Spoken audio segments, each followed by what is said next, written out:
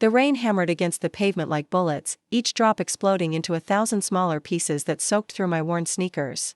I stood at the crosswalk on Fifth Avenue, one hand clutching a plastic bag filled with discount groceries, the other pressed protectively against the small swell of my belly hidden beneath an oversized coat. The walk signal blinked its countdown, 10 seconds, 9 seconds, but my feet felt cemented to the ground. Exhaustion seeping into my bones like the cold November rain seeping through my clothes. 6 months. 6 months since I'd signed those papers with trembling hands. Since I'd walked away from the marble fortress that had been my prison, since I'd last seen him. 6 months since I'd chosen freedom over gilded chains, poverty over suffocation, uncertainty over the terrifying certainty of belonging to Dante Moretti. The crosswalk signal turned red just as I stepped off the curb. Horns blared. Tires screeched against wet asphalt. I froze in the middle of the street, my bag slipping from numb fingers. Oranges rolling across the painted lines like small orange planets escaping orbit. That's when I saw it. The black SUV with tinted windows flanked by 2 identical vehicles. All 3 stopping in perfect synchronization despite having the green light. The rear door of the center vehicle opened. Even through the rain, even across the distance of several car lengths. I recognized the Italian leather shoes first, custom-made, obscenely expensive. Utterly impractical for New York weather, then the charcoal suit. Tailored so precisely it looked painted onto his frame. Finally, as he stepped fully out of the vehicle, ignoring the chaos of honking cars and confused pedestrians, I saw his face, Dante. Time collapsed. The rain seemed to suspend in midair. Every sound muffled except for the thundering of my own heartbeat. His dark eyes, those eyes that had once traced every inch of my skin, that had watched me with possession and something dangerously close to tenderness. Locked onto mine with an intensity that made my knees buckle, his jaw tightened. Even from this distance, I could see the muscle their jump could recognize the barely controlled violence in the set of his shoulders. 2 men emerged from the front of his SUV, earpieces visible, hands already moving toward concealed weapons as they scanned the intersection for threats. Dante raised one hand, a subtle gesture that froze them in place. His gaze never leaving mine. I needed to move, needed to run, needed to protect the secret growing inside me, but my body betrayed me. Paralyzed by the weight of his stare, by the memories flooding back uninvited, the scent of his cologne, bergamot and cedar, and something darker, something that had always reminded me of gunpowder and sin. The feel of his hands, gentle despite their capacity for violence. Tracing the curve of my spine in the darkness of our bedroom. The sound of his voice, velvet-wrapped steel. Whispering promises that were also threats. You belong to me, Mia. Always. A car horn blared directly beside me, startling me back to reality. I stumbled forward, my coat shifting. And that's when it happened. When everything shattered into 1,000 irreparable pieces, the wind caught the fabric, pulling it tight against my body for just a moment. Just long enough. Dante's expression transformed. His eyes dropped to my midsection, and I watched, helpless, terrified. As recognition crashed across his face like a wave against rocks, his skin went pale beneath his olive complexion. His hand, halfway raised as if to reach for me across the impossible distance, clenched into a fist so tight I could see his knuckles go white even through the rain. No, I whispered, though the word was swallowed by thunder rumbling overhead. His lips moved, forming my name. And even though I couldn't hear him over the chaos of the intersection, I felt it like a physical touch. The way his mouth shaped those 2 syllables that he'd spoken against my skin countless times, in pleasure and in anger, and in that dangerous space between the 2. One of his men leaned toward him, speaking urgently into his ear. Dante's jaw worked, his attention splitting between me and whatever information he was receiving. The traffic lights cycled. Cars began moving again, flowing between us like a river of steel and glass, cutting off his view. I ran. My feet found purpose, carrying me across the remaining lanes onto the sidewalk into the maze of pedestrians rushing through the rain with newspapers held over their heads. My heart hammered against my ribs so hard I thought it might break free. Behind me, I heard shouting, sharp commands in Italian, the heavy footfalls of men trained to hunt, to capture, to eliminate obstacles. I ducked into the subway entrance on 42nd Street. Taking the stairs 2 at a time. Despite the protest in my lower back, despite the cramping in my calves, the underground station swallowed me. A concrete womb filled with the smell of hot metal and humanity. The screech of arriving trains, the echoing announcements that nobody listened to anymore. The platform was crowded with evening commuters. I pressed myself into the middle of the throng, pulling my hood up, making myself small, invisible. Everything I'd learned to be in the months before I'd left him. When I was planning my escape from the Moretti Empire, a train arrived with a rush of stale air. Doors opened. People pushed forward. Mia. His voice cut through everything, through the noise, through the crowd, through the 6 months of silence and distance I'd so carefully constructed. I turned, unable to stop myself, and saw him at the top of the stairs. His suit was soaked, his dark hair plastered to his forehead, and his eyes, God. His eyes burned with an emotion so intense it made my stomach twist. Fury, betrayal, and something else. Something that looked almost like pain. 3 men in dark suits flanked him. One speaking urgently into a phone, another scanning the crowd with the predatory focus of a trained killer. But Dante didn't move. He just stood there, water dripping from his expensive clothes, staring at me as if I were a ghost he'd conjured from his own nightmares. Our eyes met across the platform. The crowd surged forward, carrying me with them into the train car. I pressed against the window, my palm flat against the cold glass. Unable to look away from him, even as the doors began to close, he moved then fast. The crowd parted before him like he was Moses and they were the Red Sea. Nobody wanted to be in Dante Moretti's path when he wore that expression. His men followed, shoving people aside with professional efficiency that bordered on violence. The doors slid shut just as he reached them. His hand slammed against the metal, the sound sharp enough to make nearby passengers flinch. His face was inches from mine, separated only by the glass and the 6 months of lies I'd built between us. His lips moved, forming words I could see but not hear over the train's departing screech.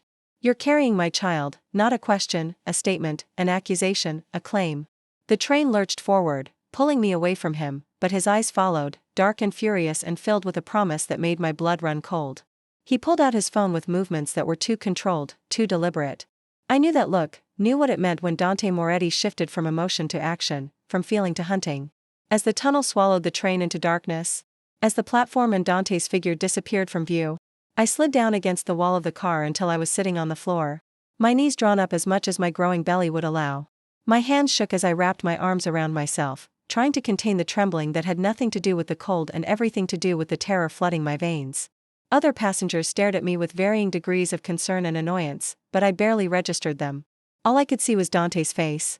All I could feel was the weight of his gaze, the promise in his eyes. He knew after 6 months of hiding, of building a new life in the shadows of the city where he ruled like a dark king, of protecting the tiny life growing inside me from the violence and danger that surrounded everything Dante touched. He knew. And Dante Moretti never let go of what belonged to him. I pressed my hand against my belly, feeling the slight flutter of movement that had started just last week. I'm sorry, I whispered to the child who didn't yet know what it meant to be born into this world, into this war between freedom and possession. I'm so sorry. My phone buzzed in my pocket once, twice, 3 times in rapid succession. I didn't need to look at it to know who was calling, to know that even now his resources were mobilizing. His network activating, his empire, shifting its focus to a single objective, finding me.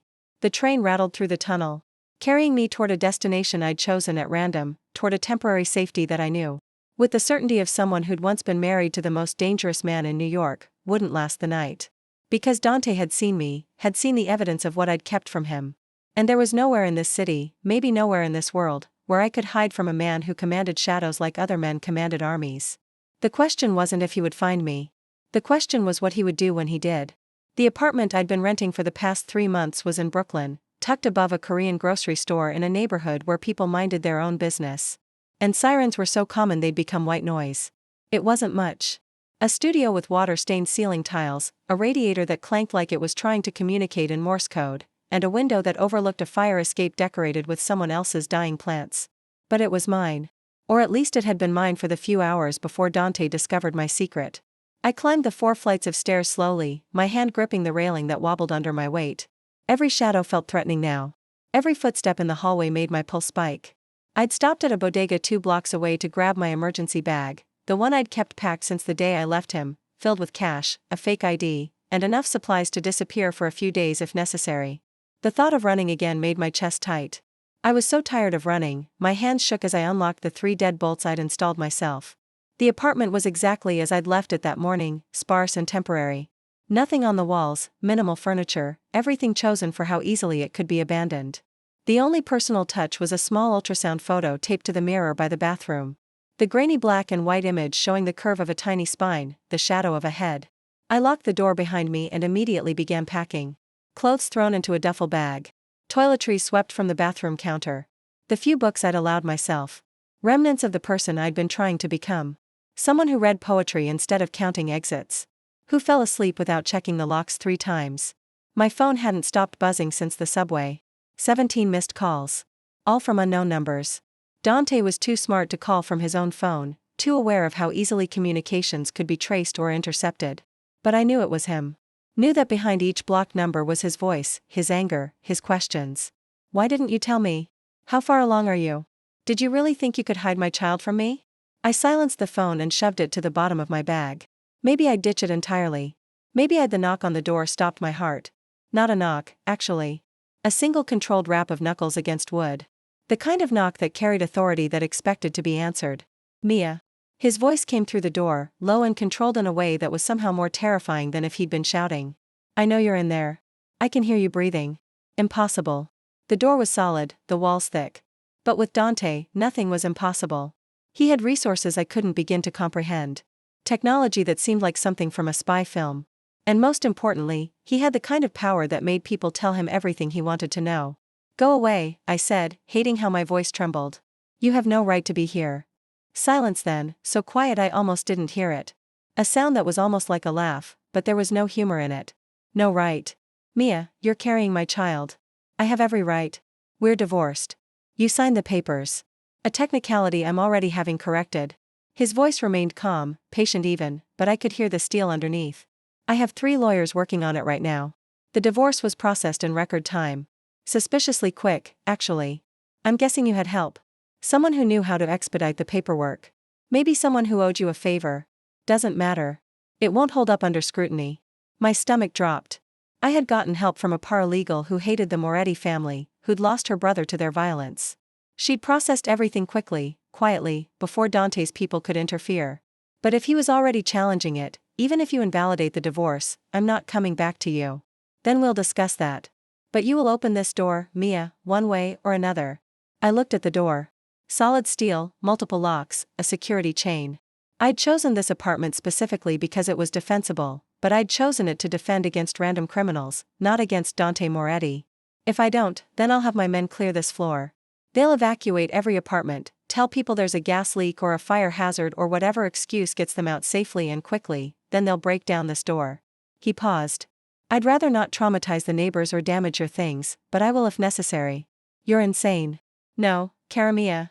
I'm a father who just discovered his child exists, and there is nothing, absolutely nothing, I won't do to protect what's mine. My hand went to my belly instinctively. The baby kicked as if responding to his father's voice through the door, through my flesh. A tiny flutter that felt like betrayal. I'm not yours anymore, I said. But even I could hear how weak it sounded. You'll always be mine. The divorce papers were just a temporary delusion. I allowed you to entertain. I thought you needed space. Time. I thought you'd come back on your own. His voice dropped lower. Intimate in a way that made my skin prickle with memory. But this changes everything. You should have told me, Mia. You should have told me the moment you knew. So you could trap me. Use the baby to keep me prisoner so I could protect you both. The emotion in his voice was raw now, unfiltered. Do you have any idea how many enemies I have? How many people would love to hurt me by hurting what I love? And you've been out here alone, vulnerable, carrying my heir. Don't call it that. Don't reduce our baby to some mafia succession plan. Our baby. He repeated the words like they were sacred. Open the door, Mia. Please. The please undid me. Dante Moretti didn't say please. Didn't ask. Didn't soften his demands with politeness. But there it was. Carried on a voice that sounded almost broken. My hand moved toward the locks before my brain caught up. This was what he did. What he'd always done. Found the weakness. Applied pressure. Made me doubt my own decisions. I'd spent 6 months learning to be strong without him. Learning that his protection came with a price too high to pay. If I open this door, you'll take me somewhere I can't leave, I said. You'll put guards on me, monitor my every move, turn me back into a possession instead of a person. If you don't open this door, I'll break it down, and then I'll carry you out of here unconscious if necessary because clearly you're not thinking rationally. He paused. But I'd prefer to have a conversation like adults. Like the parents we're about to be. We're already parents. I'm 5 months pregnant. Another silence. Longer this time. When he spoke again, his voice was strained. 5 months. You left me when you were. You knew. When you signed those papers, when you walked away, you already knew. The accusation in his tone made my eyes burn. I found out 2 weeks after I left, and I knew that if I told you, I'd never be free. He spat the word like it was poison. You chose freedom over our child having a father. I chose freedom over raising a child in a war zone. Over watching you conduct business at the dinner table. Over seeing bodies removed from our basement. Over wondering every night if you'd come home or if someone finally got to you. My voice cracked. I chose to give our baby a chance at a normal life. There is nothing normal about being a Moretti. Our child is already a target. Whether you acknowledge it or not. The only difference is whether they have my protection or not. He was right. God help me. He was right. I'd been naive to think I could hide. Could raise this baby in anonymity. The moment Dante knew, the moment his enemies knew, and they would know because secrets in his world were temporary commodities. My child became a pawn in games I didn't understand. I need guarantees, I said finally. If I open this door, if I talk to you, I need promises. Name them. You don't hurt me. You don't force me to go anywhere against my will tonight. And you actually listen to what I have to say. Agreed. And my conditions. You submit to a medical examination by my personal physician. You move to a secure location immediately. And you stop making decisions about our child without consulting me. Those aren't conditions. That's a takeover. Those are the bare minimum requirements for the safety of my child, Mia. Non-negotiable. His voice hardened. You've had 5 months to make unilateral decisions. That ends tonight. My hand was already on the first lock. I told myself I was being rational, practical, that I was choosing this. But the truth was simpler and more terrifying. Part of me, the part that remembered what it felt like to be cherished by Dante Moretti, to be the center of his obsessive attention, wanted to open the door. The locks clicked open one by one. The chain slid free. My hand trembled on the doorknob. No sudden moves, I said. No grabbing me. We talk like civilized people. I'm always civilized with you, Kara. That was a lie. But I opened the door anyway. Dante stood in the hallway and the sight of him stole my breath just like it always had. His suit was still damp from the rain, clinging to his frame in ways that made him look less like a businessman and more like something dangerous barely contained in expensive fabric. His dark hair was pushed back from his face. Water still dripping down his temple. But it was his eyes that captured me. Dark brown, almost black, filled with an intensity that made my knees weak. He looked at me. Really looked at me. His gaze traveled from my face down to my belly, lingering there with an expression I couldn't name. Wonder maybe. Possessiveness certainly, and something that looked almost like fear. May I? He gestured toward my stomach, his hand halfway raised. No. His jaw tightened, but he lowered his hand. You're showing more than I expected for 5 months. Congratulations. You're having twins. The words were out before I could stop them, delivered with more bitterness than I'd intended. I watched the information hit him like a physical blow. His eyes widened fractionally. The only outward sign of his shock, though I knew him well enough to see the earthquake happening beneath his controlled surface. Twins, he repeated softly. You've been carrying my twins and you didn't tell me. I'm telling you now.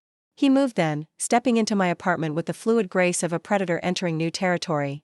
2 men materialized in the hallway behind him, large, armed, watching me with the blank expressions of professional bodyguards.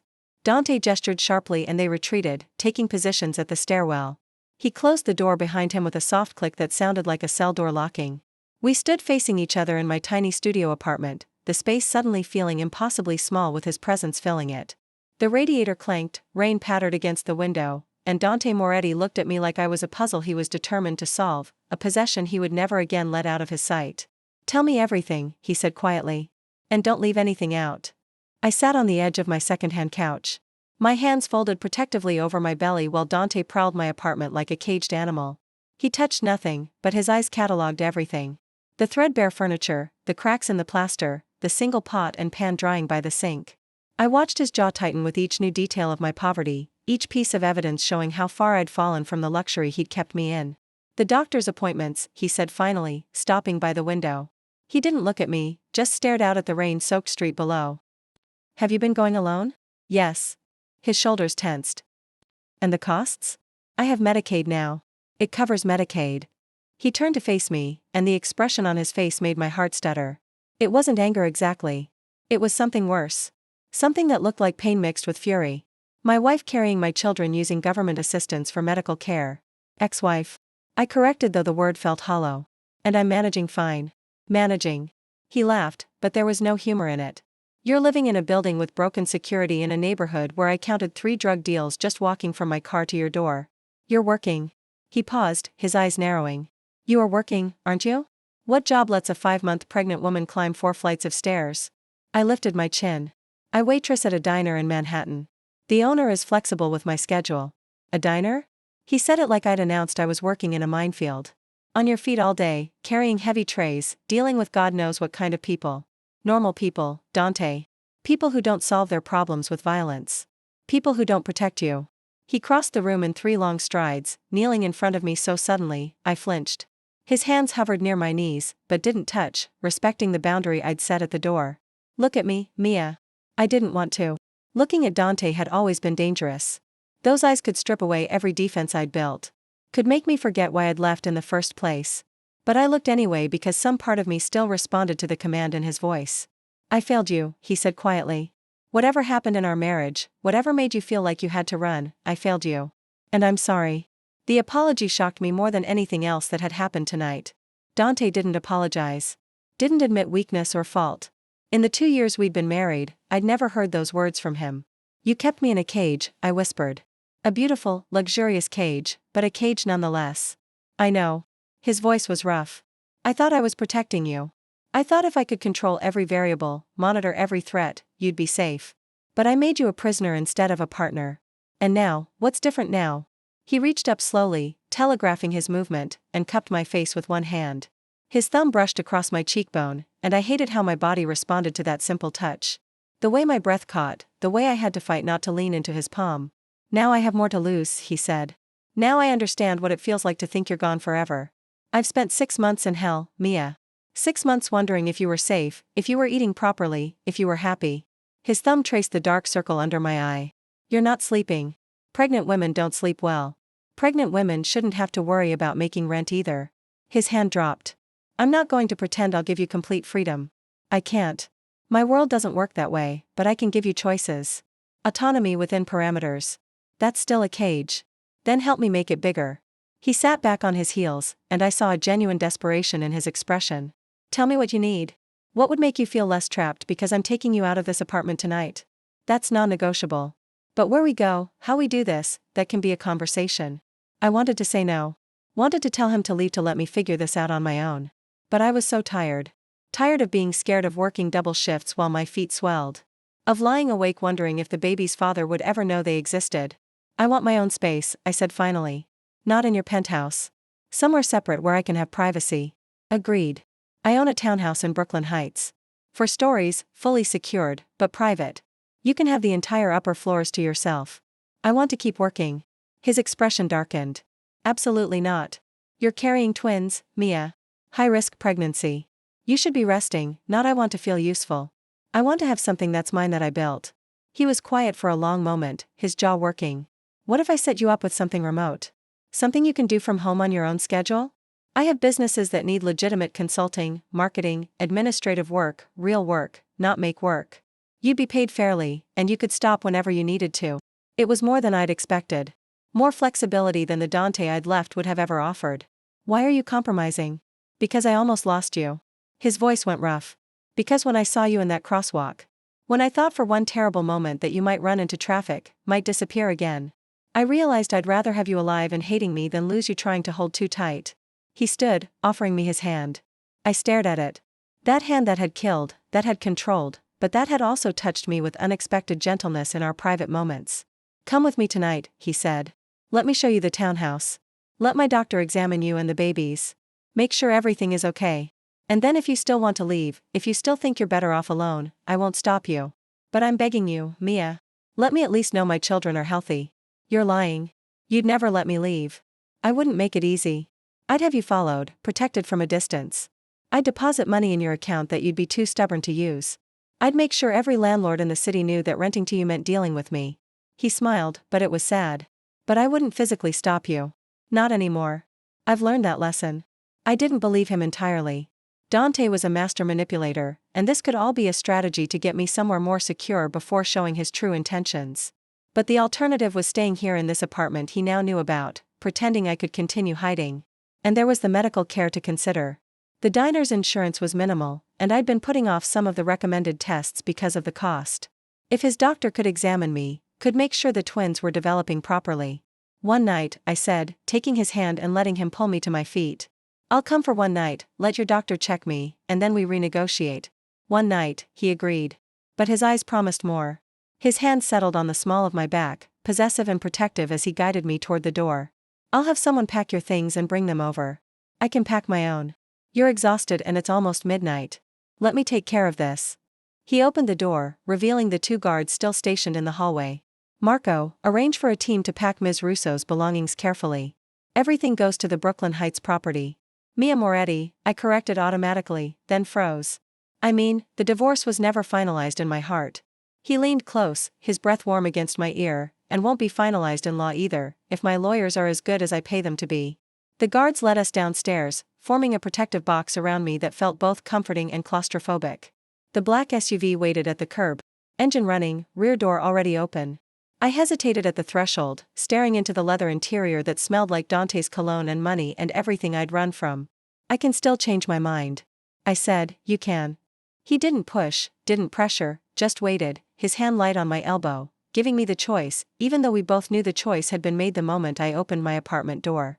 I got in. The interior was exactly as I remembered, climate-controlled, soundproofed, luxury incarnate. Dante slid in beside me, maintaining a careful distance, not touching me, even though the space was intimate. The guards took the front seats and the vehicle pulled smoothly into traffic. We drove in silence through the rain-slicked streets. I watched the city blur past the tinted windows, watched the neighborhoods change from shabby to gentrified to wealthy. My hand rested on my belly, feeling the twins shift and move. Unusually active tonight, as if they could sense the tension. When did you find out it was twins? Dante asked quietly. Last week. I'd been measuring large, so they did an additional ultrasound. I pulled out my phone, scrolling to the saved image. Here. He took the phone like it was made of glass, staring at the screen with an expression I'd never seen before. Vulnerability, wonder. His finger traced the outline of the 2 small forms curled together in my womb. They're perfect, he whispered. They're the size of bell peppers, and they're making me crave pickles at 3 o'clock in the morning. Pickles and what else? What are you craving? Ice cream. Specifically, cherry Garcia with extra fudge. And sometimes I wake up desperate for my mother's carbonara, which is ridiculous because she's been dead for 8 years and I can't recreate her recipe. I'll find someone who can. He was still staring at the ultrasound. I'll hire every Italian chef in New York until we find one who makes it exactly right. That's excessive. That's me caring for my family. He looked up, meeting my eyes. Do you know the genders? Not yet. I didn't want to find out alone. The admission hung between us, heavy with implications I hadn't wanted to know alone. Had wanted somewhere deep down for their father to be there when we discovered who these babies were. We'll find out together then, Dante said. At your next appointment, which will be with Dr. Castellano. He's the best maternal fetal specialist in the state. Dante, I already have a doctor who didn't catch that you were carrying twins until 5 months. Dr. Castellano uses the latest imaging technology. He'll monitor you weekly, make sure there are no complications. His hand moved to cover mine on my belly. And this time, I didn't pull away. Please, Mia, let me do this. Let me make sure you're all healthy. The SUV pulled up to a townhouse in Brooklyn Heights. And even through the rain, I could see it was beautiful. Red brick, black shutters, ivy climbing the walls. Lights glowed in the windows, warm and inviting. You said you owned this? I asked. I bought it 2 months after you left. I thought he stopped, jaw tightening. I thought maybe if I had somewhere that wasn't the penthouse, somewhere without those memories, you might consider coming back. He'd been preparing for my return. Even believing I was gone, he'd been building a place for me. The guard opened my door, holding an umbrella. Dante's hand settled on my lower back again as we walked up the steps. The front door opened before we reached it, revealing a woman in her 50s with kind eyes and flour on her apron. Mrs. Chen, Dante said. This is Mia. She'll be staying here. Welcome home, dear. Mrs. Chen said warmly. I've prepared the master suite and have soup on the stove if you're hungry. Home? The word echoed in my chest. Dangerous and tempting. Dante guided me inside into warmth and the smell of something delicious cooking. And as the door closed behind us, sealing out the rain and the cold and the world beyond, I felt the first crack in the wall I'd built around my heart. This was a mistake. I knew it was a mistake, but I was so tired of being strong alone. The master suite occupied the entire 3rd floor, and it was nothing like the cold marble palace I'd escaped from 6 months ago.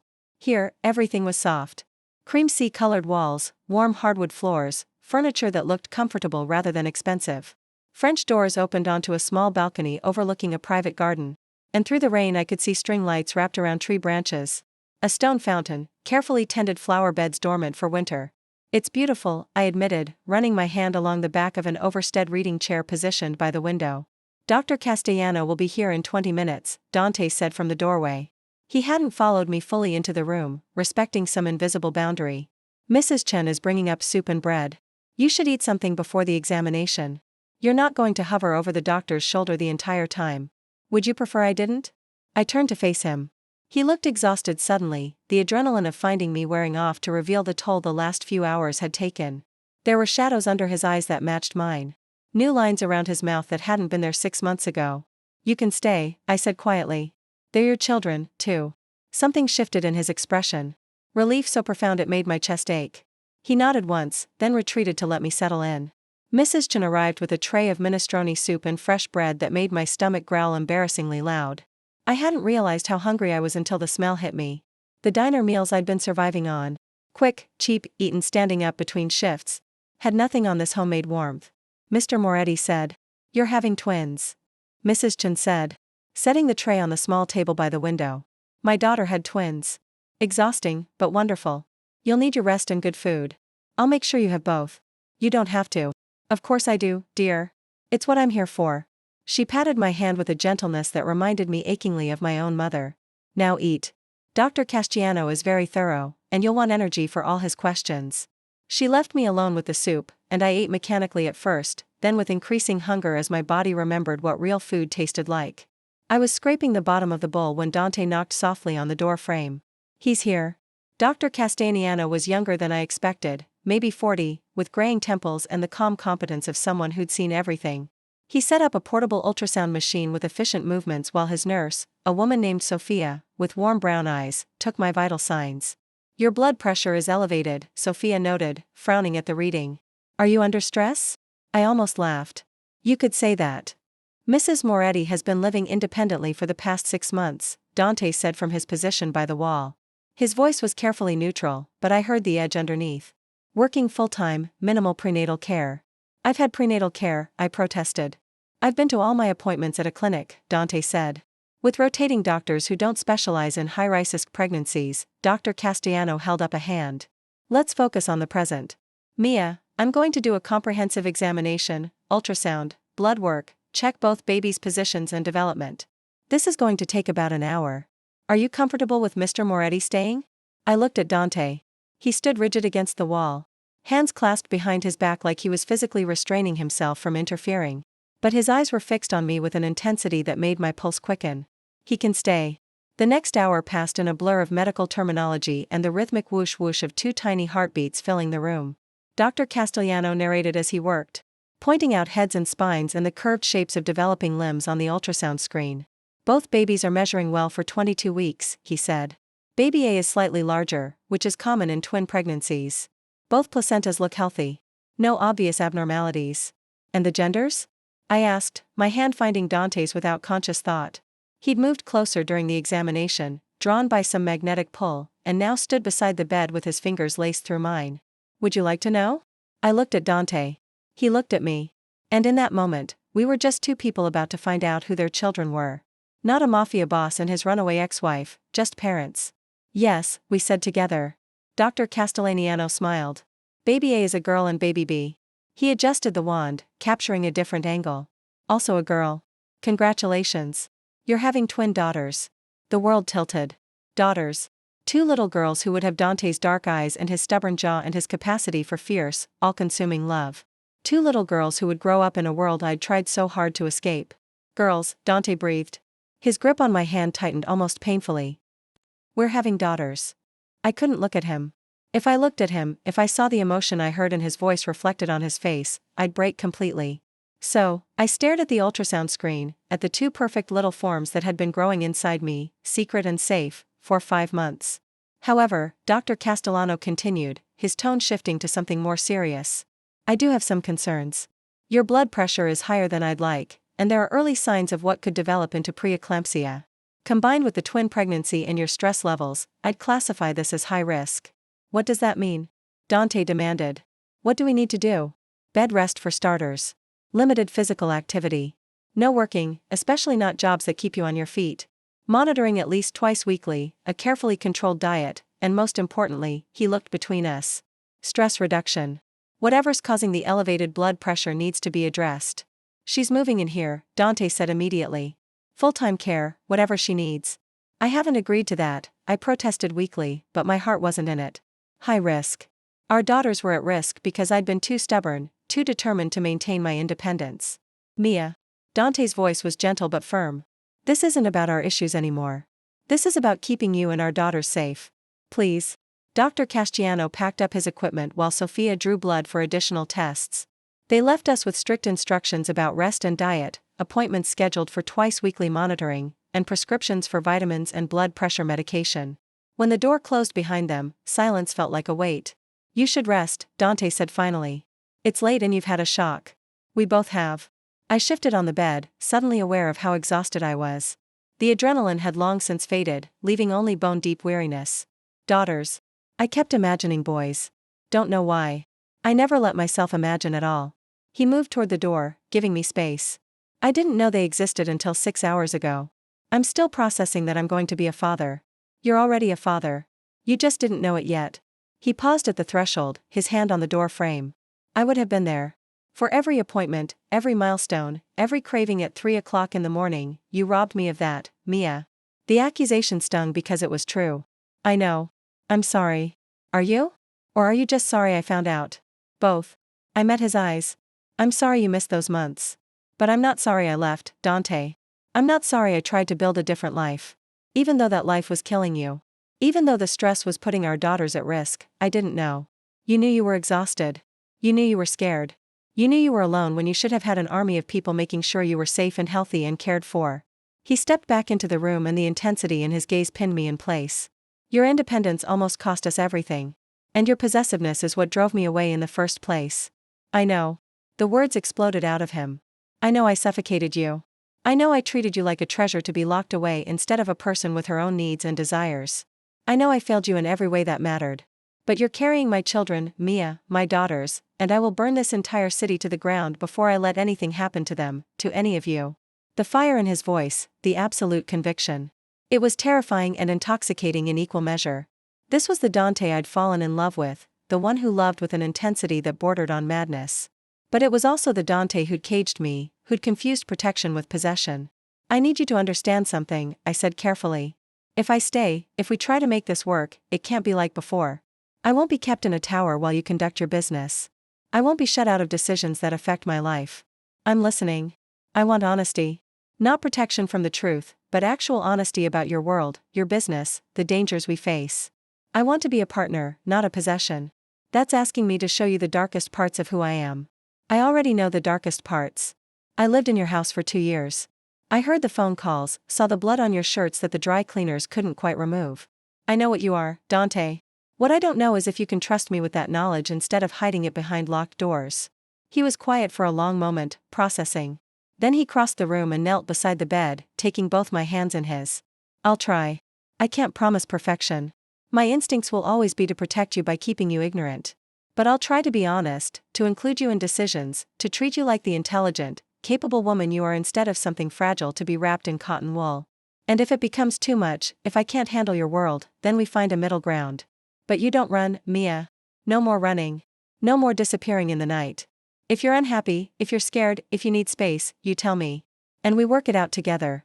That goes both ways. If I see you slipping back into old patterns, I'm calling you on it. A ghost of a smile touched his lips. You always did. It was one of the things I loved most about you. You never let me get away with anything. Loved. Past tense. The word created an ache in my chest. Get some rest, he said, standing. I'll be in the room across the hall if you need anything. Mrs. Chen will be here by 6 o'clock with breakfast. And Dr. Castiano wants to see you again in 3 days. Dante, I called as he reached the door. Thank you for not forcing this, for giving me choices. I learned that forcing you only drives you away. He looked back and the vulnerability in his expression caught me off guard. I can't lose you again, Mia. I barely survived it the first time. Then he was gone. The door closing softly behind him. Leaving me alone with my thoughts and the 2 lives growing inside me, I lay back against the pillows, my hands on my belly, feeling the girls move, our daughters. 2 little lives that would bind me to Dante forever that had already drawn me back into his orbit despite all my efforts to escape. Your father is going to spoil you rotten, I whispered to them. He's going to be overprotective and overbearing and absolutely impossible. But he'll love you with everything he has. Just like he loved me. Loves me. A traitorous voice in my head corrected. Present tense. Because men like Dante Moretti didn't stop loving. They just learned to live with the pain of distance. I closed my eyes, exhaustion finally claiming me. Tomorrow I'd worry about what staying meant, about whether I was making a terrible mistake. Tonight I let myself feel safe for the first time in 6 months. Even if that safety came with a price, I wasn't sure I could afford to pay. 3 weeks passed in a strange domesticity that felt both foreign and achingly familiar. True to his word, Dante gave me space.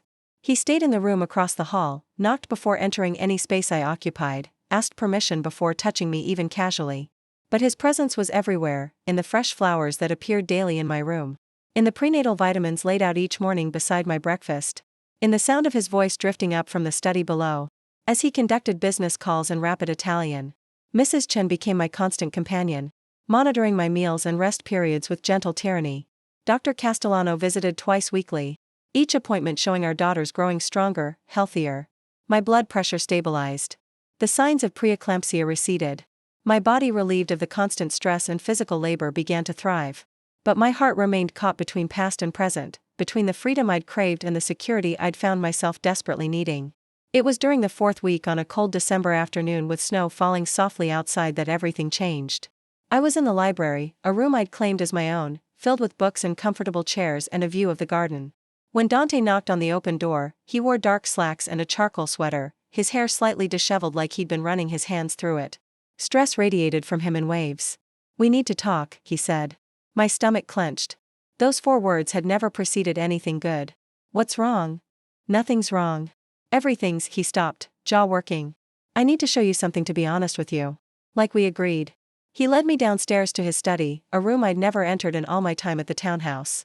The door required a fingerprint scanner and a code to unlock. Inside, it was exactly what I'd expected. Leather furniture, dark wood, computer monitors showing security feeds from around the property. But it was the wall of photographs that stopped my heart. Pictures of me, hundreds of them, walking to the diner where I'd worked, grocery shopping, sitting in the park reading a book, everyone dated and timestamped, spanning the entire 6 months I'd been gone. "You were following me," I whispered. "The whole time. I needed to know you were safe." He stood behind me close enough that I could feel his body heat, but not touching. "After you left, I was losing my mind. I couldn't eat, couldn't sleep, couldn't focus on business. My people were getting concerned. So, I had you followed just to watch, to make sure you weren't in danger." "That's insane, Dante." "I know, but look." He pointed to a photo dated 2 months ago. Me standing outside a clinic, hand on my barely visible belly. I knew, Mia, not consciously, but part of me knew. "My men reported you'd been to a women's clinic multiple times. I told them to back off, that you had a right to privacy, but some part of me understood what that meant." I turned to face him. "Why are you showing me this now?" "Because someone else knows." His expression went dark. "Carlo Torri, one of my oldest enemies. He's been consolidating power while I've been distracted. Yesterday, one of my informants warned me that Va knows about you, about our daughters." Fear iced my veins. "How?" "He has people everywhere just like I do. He found out you were pregnant, that we were living here together, and now he's making threats." Dante's hands clenched into fists. "He wants access to certain shipping routes I control if I don't comply. He's threatened to hurt you, to hurt our babies. So give him the routes." "It's not that simple. Those routes are how I keep drugs out of certain neighborhoods. How I protect innocent people from worse criminals than me. If I give them to Torri, hundreds of people suffer. But if I don't," his voice cracked, "I can't let him hurt you." I sank into a chair, my hands automatically going to my belly where the girls were doing their evening gymnastics routine. "What do we do?" "I'm handling it. I have a meeting with him tomorrow night. Neutral ground, mediators present. I'm going to negotiate something that protects both you and those routes." He knelt in front of me, taking my hands. "But I need you to do something for me." "What?" "Marry me again, properly this time." I stared at him. "You want to get married while some criminal is threatening to kill me?" "I want to marry you because if something happens to me tomorrow night, I need to know you and our daughters are legally protected. My will, my assets, my legitimate businesses, they're all set up to transfer to my wife, not my ex-wife. If we're married, you inherit everything. You'll have the resources and the connections to protect yourself and the girls. If something happens to you, Dante, what aren't you telling me? Torri is unpredictable, violent. The meeting could go wrong. And if it does, I need to know I've done everything possible to keep you safe." He pulled a small velvet box from his pocket, opening it to reveal the ring I'd left behind 6 months ago. The 3-carat diamond caught the lamplight, throwing rainbow prisms across the walls. "I know I have no right to ask this. I know I haven't earned back your trust. But please, Mia, let me protect you the only way I can." I looked at the ring, at the man holding it, at the photographs on the wall showing 6 months of obsessive surveillance. This was madness. I should say no, should demand he find another way. Should refuse to be pulled back into a marriage that had nearly destroyed me. But I looked at his face, at the fear poorly hidden behind his controlled expression, at the desperate love in his eyes, and I couldn't say no. Okay, I whispered. I'll marry you. Relief flooded his expression. He slid the ring onto my finger with trembling hands, then pressed his forehead against our joined hands. Thank you, God. Mia, thank you. But I have conditions. He looked up. Anything. You don't go to that meeting alone. You take every precaution. You wear a vest. You bring your best people. You have backup plans for your backup plans. I will. And when this is over, when Tori is handled, we talk about what our marriage actually looks like. We build something new, not what we had before. I want that, too. He stood, pulling me up with him. I'll make the arrangements. Judge Martinez owes me a favor. He can marry us here tonight. Tonight? I'm not taking chances with your safety, Kara. Not anymore. 4 hours later, I stood in the library wearing a simple cream dress that Mrs. Chen had somehow procured, my hair loose around my shoulders, holding a bouquet of winter roses. Judge Martinez, a dignified man in his 60s, who very carefully didn't ask questions, stood before us with his wife as witness. Dante wore a black suit, no tie, looking simultaneously like a groom and a man preparing for war. He took my hands as the judge began the ceremony, his thumb tracing circles on my skin, a nervous tell I'd never seen before. Do you, Dante Moretti, take Mia to be your lawfully wedded wife? I do for the second time. And if she'll have me for every time after that, and do you, Mia Russo, take Dante to be your lawfully wedded husband? I looked at him, really looked at him. At the man who'd caged me and freed me, who'd hurt me and healed me. Who was the father of my children and my greatest love and my deepest fear all wrapped into one impossible person. I do. The judge pronounced us married, and Dante kissed me with a gentleness that made my eyes burn. It wasn't the passionate, consuming kiss from our first wedding. This was softer, more careful, like he was afraid I might break. When we pulled apart, he pressed his forehead to mine. Whatever happens tomorrow, know that I love you, that I've always loved you. Even when I was too stupid to show it properly. Nothing's going to happen tomorrow. I said fiercely. You're going to handle Tori and you're going to come home to me and our daughters. That's non-negotiable. He smiled, but it didn't reach his eyes. That's my girl still giving orders. Judge Martinez and his wife left discreetly.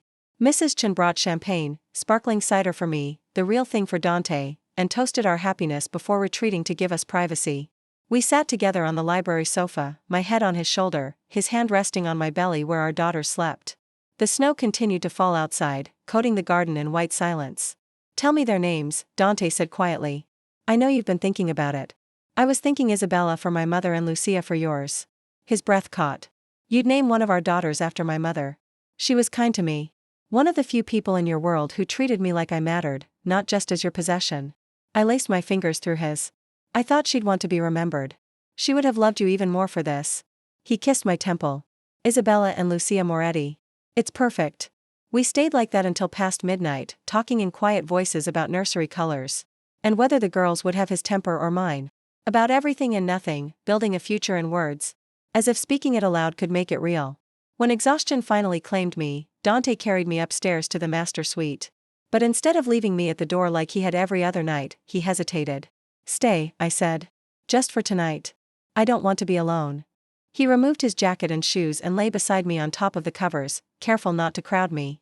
I turned into him, seeking the warmth and solidity I'd denied myself for months. His arms came around me, holding me like I was precious, like I was his entire world. I'm sorry, he whispered into my hair. For everything I did wrong, for making you feel like you had to run. For not being the husband you deserved. I'm sorry, too. For not trying harder to fix things. For keeping your daughters from you. We'll do better this time. We have to for them. I fell asleep to the sound of his heartbeat, steady and strong beneath my ear. And when I woke in the gray light of dawn, he was gone. A note on the pillow saying he'd be back before dinner, that he loved me, that everything would be fine. But I knew Dante too well to miss the lie. I spent the day in anxious motion, unable to settle. Mrs. Chen tried to distract me with nursery planning, but I couldn't focus. Every car that passed made my heart jump. Every phone call made my stomach clench. At 6 o'clock, my phone rang. Unknown number. Mia Moretti. A professional female voice. This is Lenox Hill Hospital. Your husband has been admitted. You're listed as his emergency contact. The world tilted. What happened? Is he stable? Gunshot wound to the shoulder. He's asking for you. I didn't remember the drive to the hospital. Didn't remember Marco, one of Dante's guards, appearing to drive me. Mrs. Chen coming along to make sure I stayed calm. All I knew was terror, sharp and consuming at the thought of losing him. The hospital corridors blurred past. Then I was in his room and there he was sitting up in bed, his shoulder bandaged, his face pale but alive, so beautifully, impossibly alive. "Tori," I demanded, being handled by people much angrier than me. His voice was rough with pain and exhaustion. He pulled a gun during negotiations. Shot me before my people could intervene, but he's in federal custody now. Turns out he was wanted for multiple crimes and my lawyer made sure the FBI knew exactly where to find him. I wanted to scream at him, wanted to rage about the danger, about the risk. But instead, I crossed to the bed and very carefully wrapped my arms around him, mindful of his injury. "You came back," I whispered. "I promised I would." His good arm came around me, holding tight. "I'll always come back to you, Mia. Always." The next 3 months passed in a blur of healing and preparation. Dante's shoulder recovered fully. The threat from Tori dissolved as he faced federal prosecution. The townhouse transformed as we prepared for the twins. Nurseries painted in soft yellows and greens, cribs assembled, tiny clothes washed and folded. And slowly, carefully, we rebuilt what had broken between us. Dante kept his promise about honesty, including me in business decisions that affected our safety. I learned to voice my needs instead of suffering in silence. We fought sometimes, passionate arguments that ended in passionate reconciliation. But we fought fair, and we fought as partners. When my water broke on a sunny March morning, Dante drove me to the hospital with steady hands but wild eyes. Dr. Castiano met us there, calm and competent, and after 8 hours of labor, Isabella arrived first, screaming her outrage at the world. Lucia followed 12 minutes later, quieter, but watching everything with dark eyes that were pure Dante. I held them both, one in each arm, and watched my husband cry for the first time. He sat beside the bed, touching their tiny hands with wondering fingers, murmuring promises in Italian about protection and love and how he'd give them the world. "We did good," I said softly. "We made perfect miracles." He looked up, eyes shining. "Thank you, Mia. For coming back, for giving me another chance, for trusting me with the most precious things in my life. Thank you for finding me in that crosswalk. For being too stubborn to let me go." He leaned in, kissing me softly, carefully, like I was made of glass. "I'll never let you go again. Any of you good," I whispered against his lips. "Because you're stuck with us now, all 3 of us." Outside, snow began to fall again, coating the city in white peace. But inside, we were warm. A family forged from broken pieces, built on second chances, held together by a love that had survived everything.